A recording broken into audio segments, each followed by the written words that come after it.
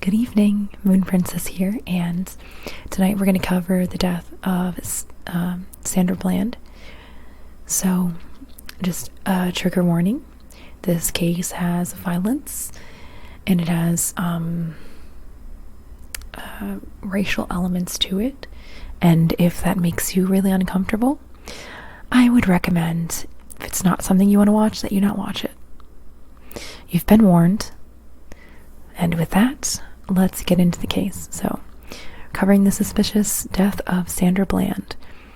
Sandra Bland was found hanging in a jail cell in Waller County, Texas on July 13th, 2015, 3 days after being arrested during what was supposed to be a routine traffic stop for a minor violation. Her death was ruled as a suicide. She was 28 years old, an African-American woman, Black Lives Matter activist, and she openly shared on her YouTube channel about her struggles with depression and PTSD. She grew up in Chicago in the suburbs with 5 sisters. She left Chicago to attend college in Texas, attending Prairie View A&M University by Hempstead, where she graduated with a degree in agriculture back in 2009 before returning to Illinois. When the incident occurred, Sandra Bland was moving down to Texas from Illinois. For a new job at her alma mater. She was starting her new job. She was starting her new job in a matter of days and would never have taken her own life. She was excited about her new job. She had her first day of work on the 15th, but she never made it. She's quoted as having said, "I'm going to Texas to make it better," referring, I believe, to her new job. While driving from Illinois to Texas for a new job she was starting, Sandra was pulled over for failing to signal a lane change. But unlike a routine traffic stop, the officer ordered Bland from her vehicle, telling her she would receive a simple warning, but then deciding to order her from the vehicle.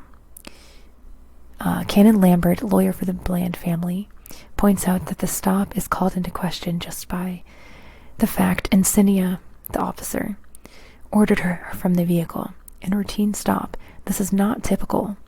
She was smoking a cigarette in her car and refusing to put it out and step out. She was wrestled to the ground by the officer, despite having explained to him she has epilepsy. He also threatens to tase her. It's pretty horrifying.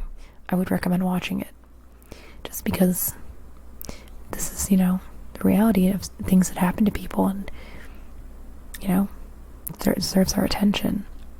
In footage, Bland can be heard asking officers why they're treating her so roughly. On July 10th, 2015, Bland was booked into the Waller County Jail after being charged with assaulting Insignia. She was arrested and charged with assault on a public servant. 3 days following her arrest, she was found dead on the morning of July 13th in her 5 by 20-foot jail cell, in what they claim was a suicide, cause of death being asphyxiation. It is questionable and highly suspicious that she would end up committing suicide due to jail from a minor traffic violation. Still, they ruled it a suicide. So we're going to go over the events. Just wanted to mention that on the day of her arrest, Bland mentioned to officers that a year prior she had attempted suicide after losing a baby. So it's possible that they used that information to stage it. On July 13th, 2015, at 6:30 a.m., Bland refused breakfast, though it is said that she appeared in good health at 7:05 a.m. when her cell was looked in on. At 7:55 a.m., Bland asked for help over her intercom, so she might make a call from the phone in her cell, though she was instructed to use the PIN provided to her at the time of her booking. No calls were made by her from that cell, which is just really suspicious. An hour later, she was found dead in the cell when an officer came to deliver her breakfast. Her body was hanging near the toilet. Her body was found behind a partition. She was found in a partially standing position with a ligature around her neck. She was placed on the floor for CPR purposes. A plastic trash liner was utilized to hang her from the cell. One thing I was curious about is, if you've been there 3 days, why haven't you made a call? Like, has someone been preventing her from making a call? I always found that strange. Wouldn't that be one of the first things they let you do when you get there? Are they like cutting her off from communication? Because clearly they're not following any actual protocol to begin with. So, I don't know. It'll be hard to ever know this stuff because there's no cameras. Okay. According to Ebony Magazine, county jail records indicate she was arrested Friday and released Monday on $5,000 bond. Why would someone who is being bonded out commit suicide? It's just really weird. I call foul play. Family and friends do not believe she committed suicide, that it makes no sense, and suspect foul play to be involved in her death. Some of the hashtags that have been posted: Justice for Sandy and Say Her Name. Texas cells do not require cameras. Apparently, while they can be added, they are not required. Authorities commenting say that they're of the stance that personal observing inmates is the best way to ensure their safety and security, which is basically a cop-out and allows them less accountability, as if they're lying. Without cameras, we have no visible proof to contradict them. They cite cost and work to install as why they don't have them. It's not really why. Dashcam footage from the case was found to have been edited for several segments of it. Mention of investigations launched by Texas Rangers and the FBI back in 2015. Additionally, sources mention that law enforcement officials provided conflicting statements regarding her case, which leaves a lot of doubt in our minds as to what really happened to Sandra Bland, as well as the footage that was withheld, which we will get to. The jail where Bland died was found to have been ignoring protocols regarding prisoner observation. Footage withheld and later released reveals an angry officer insignia as he pulls a stun gun out in a recorded video from her phone, which is 39 seconds long.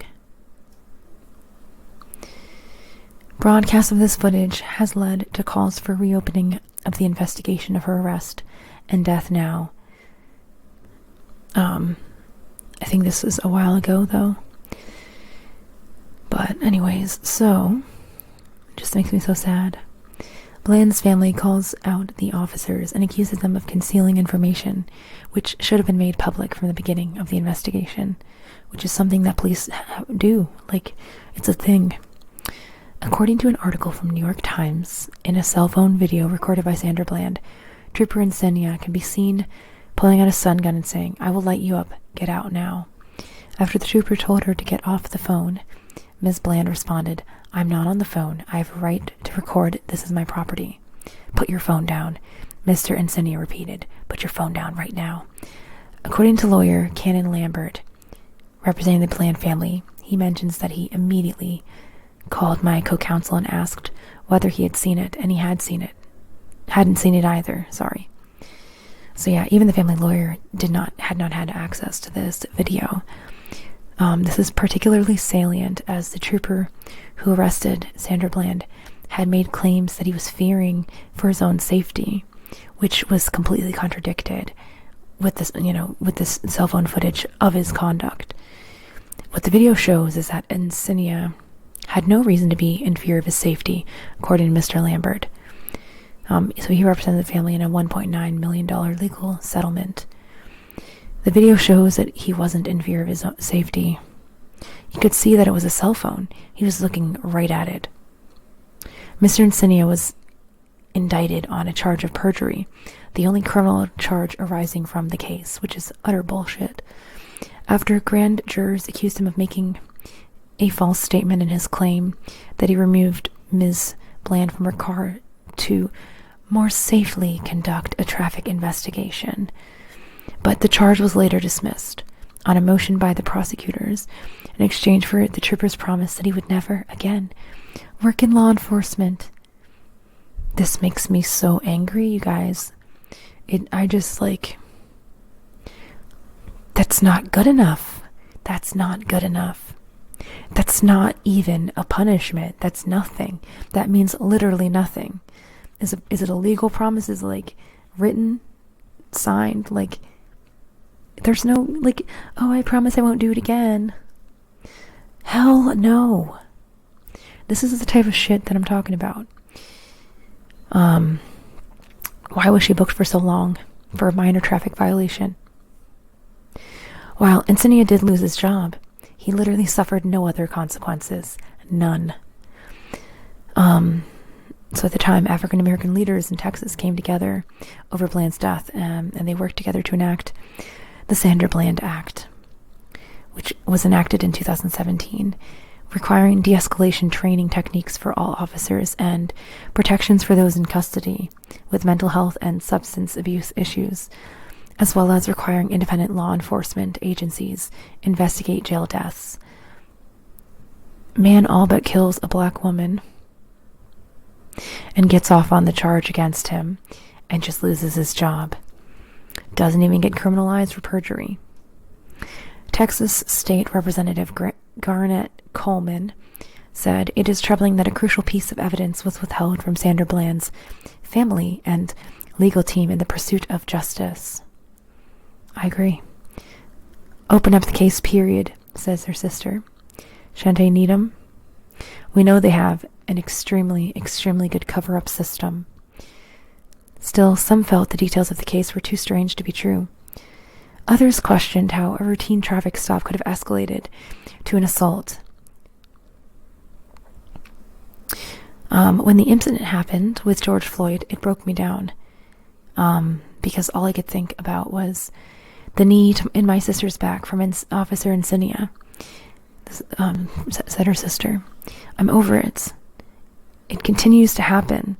And even though we are seeing it live on the World Wide Web, officers are not being held accountable." I agree. Also, George Floyd was a former Houston resident, interestingly enough. So closing quotes for you here. "When it comes to the death of a black person in police custody or during an encounter with officers, what reason do we have to believe official accounts of what happened when videos and witnesses have made liars of officers over and over again? Police departments investigate themselves and return with an emphatic, 'Nothing to see here, folks. The system is working.' Sandra Bland deserves the outcry that is typically reserved for black men who die in police custody, and the media attention given to pretty blondes. Say her name, say her name, say her name." Anyways, I hope you found this video interesting. I just think it's really important, and I hope we can start to really work on this issue, like actually work on it, give it its due. So let me know your thoughts, guys. And with that, sweet dreams and good night, Moonies.